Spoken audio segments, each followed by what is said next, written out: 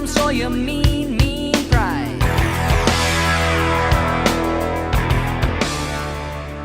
Modern life is driven by many technologies.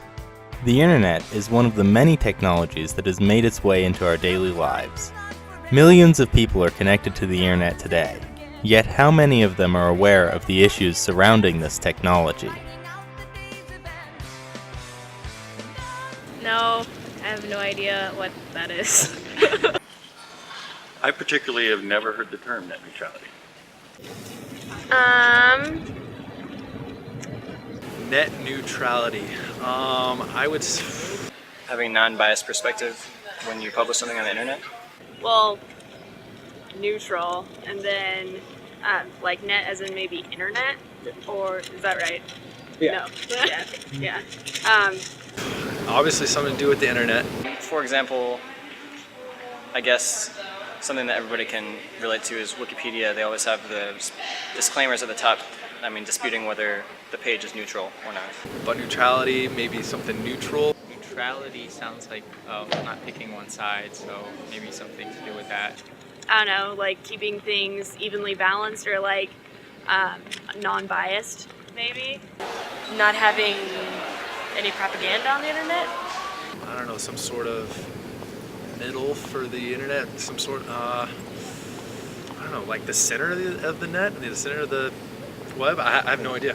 Net neutrality is the principle that a provider of internet services won't discriminate against traffic originating at various different sources, depending on which one of those sources the provider happens to favor at the moment. So for example, if you're getting your internet service from your cable provider, they might prefer that you watch movies that come from them, so they can put in their advertisements instead of movies that come from somewhere else that will have somebody else's advertisements in them.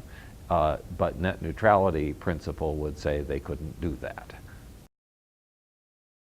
With so many people unfamiliar with the topic of net neutrality, is it safe to assume that net neutrality is a new idea? Because of the way the internet originated as a sort of research technology amongst people who were all friendly with each other and wanted to be in communication with each other, the issue of net neutrality didn't really crop up in the original design of the internet.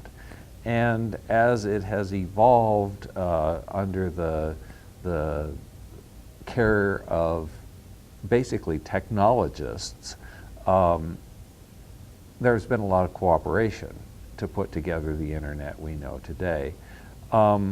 As it has become bigger and bigger business, however, the incentives to search for niches where additional revenues can be gained has increased, and now some of the providers are thinking that they would like to do some things that sort of violate the spirit of how the internet was created as an open an open carrier of data for whatever purpose people might want to use it. If the internet has been essentially neutral up until now, why is this suddenly a big issue?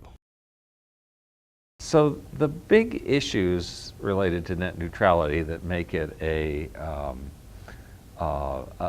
issue in Congress and before the Federal Communications Commission are that some providers think that if they can't discriminate against traffic, they will be forced to provide worse service to some individuals and for some classes of traffic.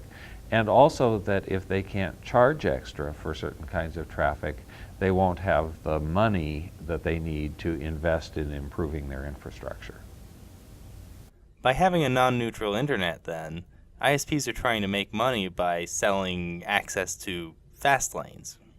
They could, yes, they could create a fast lane for their own traffic. They could create a fast lane that somebody like YouTube could use if, a toll lane, if you will, that people could use if they would pay. The network neutrality advocates point out that these providers are already being paid by their subscribers, and to now charge a toll to the content providers is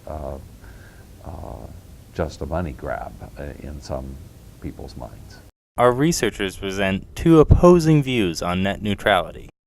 In my belief, removal of net neutrality provides many benefits and is not the monster it is created to be. Though the general population views this priority delivery concept as a gateway for ISP discrimination, it is more of a secondary option provided to those who need faster delivery speeds, such as Netflix and YouTube. Payment for priority from these content providers will generate a higher revenue stream, which can be used to enhance the current infrastructure. In turn, the increased bandwidth we can offer the end consumers access to improved and innovative services which would have otherwise not existed on a neutral net. The net needs to be neutral to prevent startup companies and entrepreneurs from being bought out on the marketplace. Mostly big companies will be able to afford the services necessary to ensure their content moves fast enough to be relevant, while the content of smaller organizations or individuals may be lost. Even though the large companies may be able to afford the premium option, the end user will pay for the additional cost. The money will come from price hikes, new charges to view content, and more advertisements. Without net neutrality, the internet providers will have too much power.